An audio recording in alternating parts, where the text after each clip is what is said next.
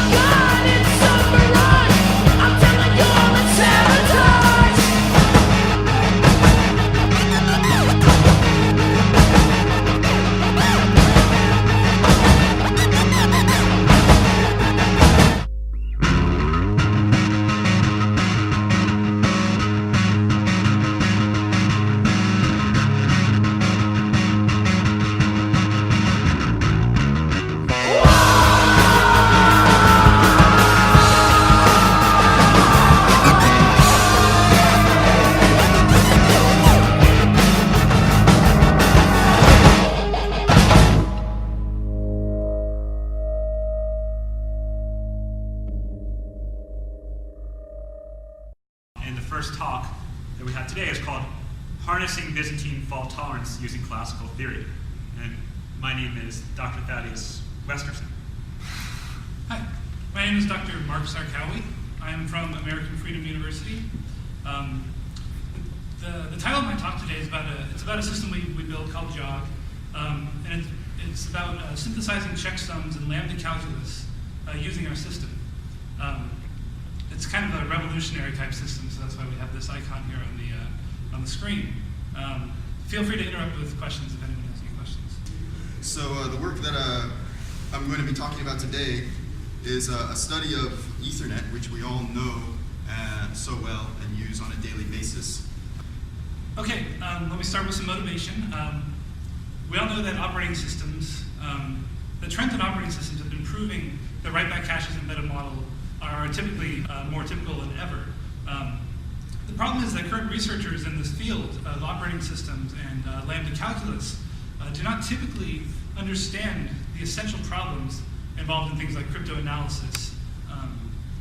And this has actually been an issue in recent years.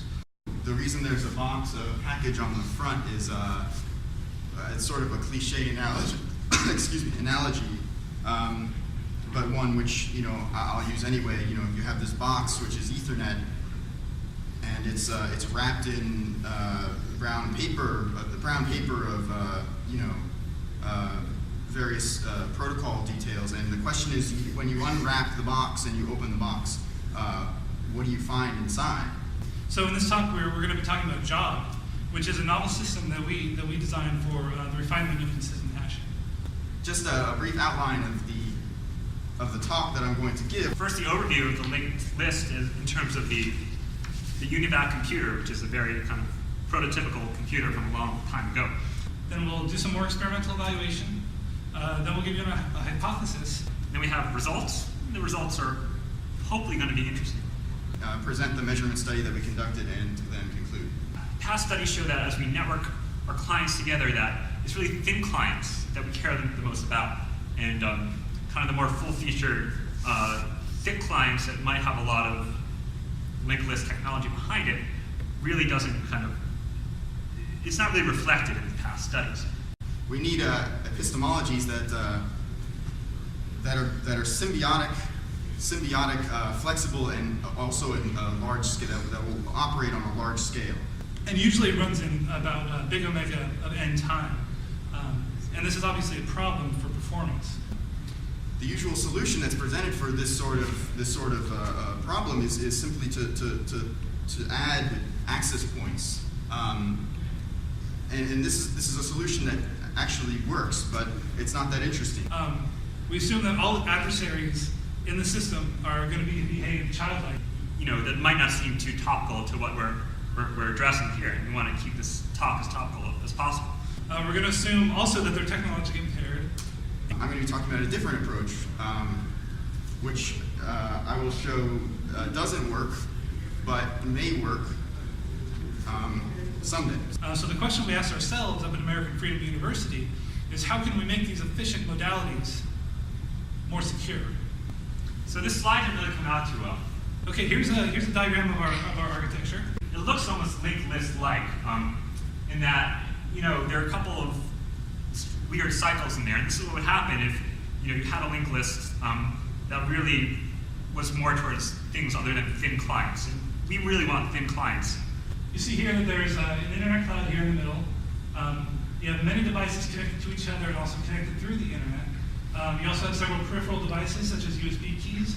This slide really did not come out too well. You know, we have a bunch of different computers being networked. With floppy disks, as usual, they're not really as important as they used to be. With the lock, they're really trying to show how cryptographers were thinking about thin clients in the past.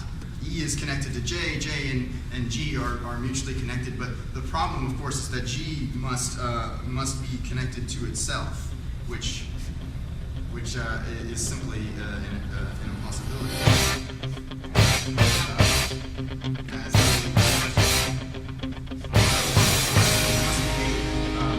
Highly good. All those Networks are just researchers.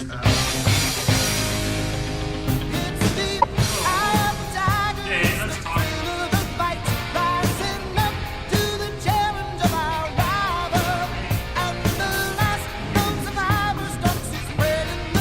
People dying.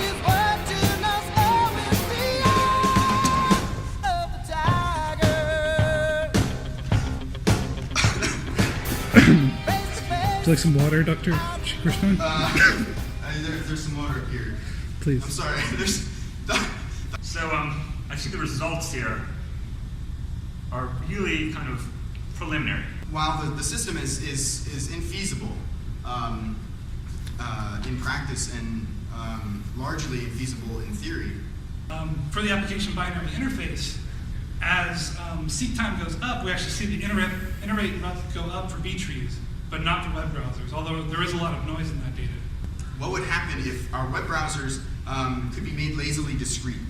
And this could be done simply these days with a plugin. There's not much sense in this data, as we could tell, but it kind of has good impact on simplicity. So here we have a graph of simulated results, and this is a CDF, which means it's hard to read.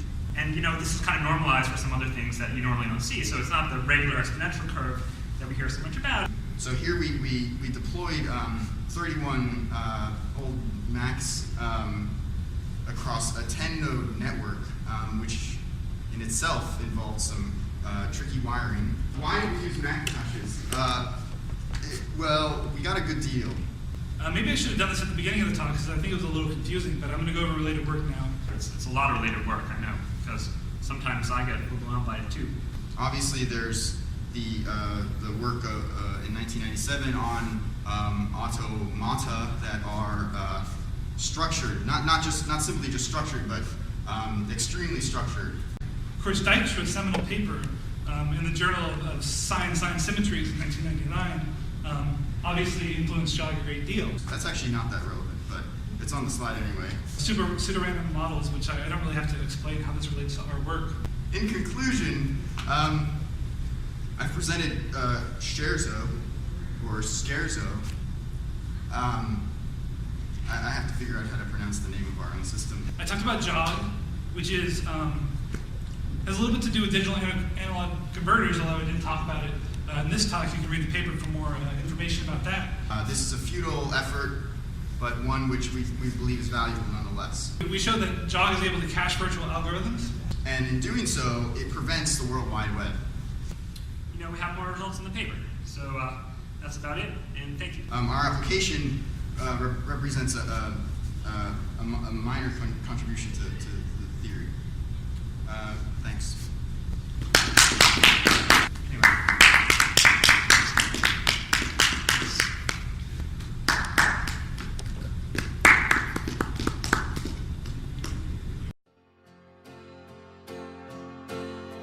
It hasn't been a total failure. It's not been a total failure. I was just guessing at numbers and figures, pulling the puzzles apart. Questions of science, science and progress did not speak as loud as my heart. Tell me you love me, come back and haunt me.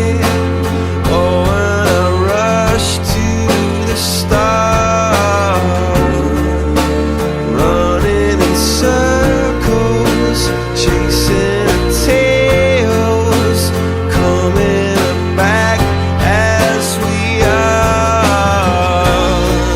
Nobody said it was easy.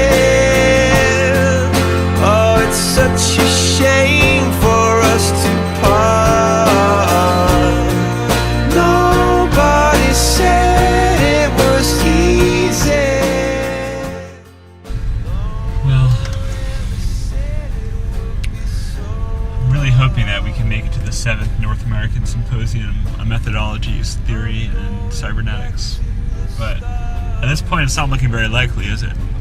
This one being as scarcely attended as it was. Yeah, I think So- we'll be dangerously underfunded next year. Yeah, so we really have to reevaluate our whole project. It turns out that perhaps the market for randomly generated papers is not as, the audience is not as great as we thought it was. And then people might actually want to hear something of substance. Oh,